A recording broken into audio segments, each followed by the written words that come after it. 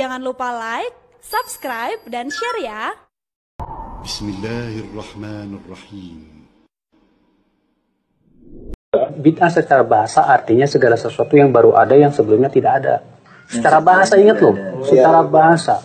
Maka secara bahasa motor bid'ah, pesawat bid'ah, mobil bid'ah, HP bid'ah, kacamata bid'ah, betul. Tapi apakah secara istilah itu bid'ah juga? Tidak. Kenapa? Para ulama ketika mendefinisikan bid'ah itu adalah khusus dalam masalah agama dan ibadah. Syariah berarti. Kenapa? Karena masalah dunia Allah mengatakan dalam Al-Quran apa? Al-Baqarah 29 tuh, ingat tuh. Wallazi khalaqalakum ma fil ardi jami'a. Dialah Allah yang telah menciptakan untuk kamu apa yang ada di bumi ini semuanya untukmu. Para ulama usul fikih mengatakan bahwa ayat ini menunjukkan yang berhubungan dengan masalah dunia pada asalnya halal. Kaidah tadi. Iya. Kaidah. Sampai ada dalil yang mengharamkannya. Maka masalah dunia, motor masalah dunia, mobil masalah dunia pada asalnya halal, nggak masalah. Kayak Dalil yang menunjukkan dia cinta kepada Allah apa? Dalam ayat ini. Ittiba'ur Rasul, mengikuti siapa? Rasul sallallahu alaihi wasallam. Faidahnya dan buahnya apa? Nailu mahabbatillah. Allah akan cinta kepada dia. Karena Allah mengatakan, jika kalian mencintai Allah, ikuti aku. Siapa itu?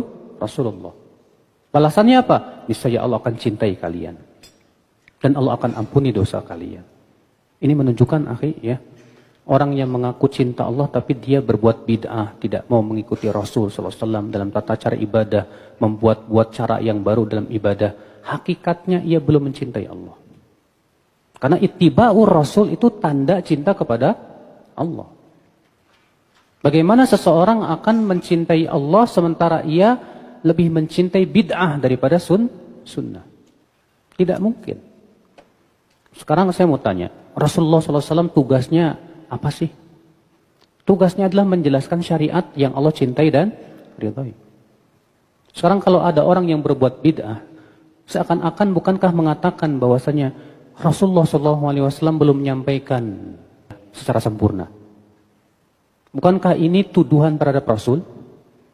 Bahkan sama saja dia mengatakan Allah ternyata tidak bisa menjaga Rasul dengan baik. Buktinya di sini Rasulullah ada sesuatu yang beliau belum ajarkan kepada kita. Makanya ya akhi, kesempurnaan cinta kita kepada Allah ittiba kepada Rasulullah SAW. Orang yang paling cinta kepada Allah yang paling mengikuti Rasulullah SAW. Orang yang paling tidak mengikuti Rasulullah, dia mereka yang jauh cintanya kepada Allah Subhanahu. Walaupun lisannya berkata saya cinta Allah Subhanahu wa ta'ala. Jadi tidak setiap orang bawa Al-Quran, bawa hadis, pemahamannya sahih, belum tentu. Ada seorang ustadz mengatakan, ya, saya akan bawakan hadis yang menunjukkan bahwa para sahabat dahulu berbuat bid'ah. Boleh berbuat bid'ah. Buktinya katanya apa? Dahulu Bilal bin Rabah ditanya sama Rasulullah SAW, "Hai Bilal, dengan apa kamu mendahuliku ke surga?" Kata Bilal, "Hai Rasulullah, tidaklah aku berhadas kecuali aku berwudu. Kemudian aku sholat 2 rakaat." Tuh lihat, berarti Bilal berbuat bid'ah tuh. Ya, tentang seorang sahabat yang setiap sholat, setiap rakaat diakhiri dengan surat Al-Ikhlas. Lalu ditegur Rasulullah SAW, "Kenapa kamu lakukan itu?" Tuh lihat, sahabat ini berbuat bid'ah. Padahal para sahabat itu hidup di zaman siapa? Zaman Rasulullah. Yang membenarkan siapa? Rasulullah. Rasulullah membenarkan dengan apa? Dengan wahyu dari Allah. Lah, Rasulullah sudah wafat, yang membenarkan kamu siapa? Ya kiai, ustaz. Emang kiai dapat wahyu? Ya akhi, tidak bisa dikiaskan Rasulullah dengan siapapun ya akhi.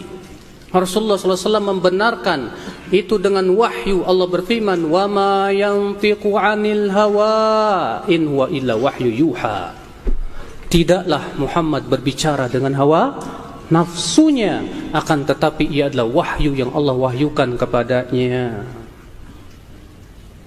Makanya para ulama mengatakan, kalau perbuatan melakukan suatu perbuatan di zaman Rasulullah, namun Al-Quran diam, para sahabat pun, Rasulullah pun juga diam, tidak melarangnya, berarti itu artinya boleh.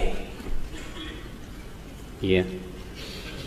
Ikhwatal Islam, saudara-saudaraku sekalian. Jadi kalau kita ingin istiqomah di atas sunnah, di atas jalan yang benar, pahami parameter kebenaran itu siapa. Parameter kebenaran adalah generasi yang Allah langsung puji dalam Al-Quran, langsung dipuji oleh Rasulullah SAW. Siapa mereka?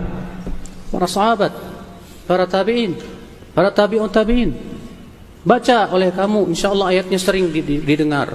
Was-sabiquna al-awwaluna minal muhajirin wal ansar walladzina tabauhum bi ihsan radhiyallahu anhum wa radu an. Dan orang-orang yang pertama kali masuk Islam dari kalangan muhajirin dan ansar, dan orang-orang yang mengikuti mereka. Mengikuti mereka itu maksudnya mengikuti siapa?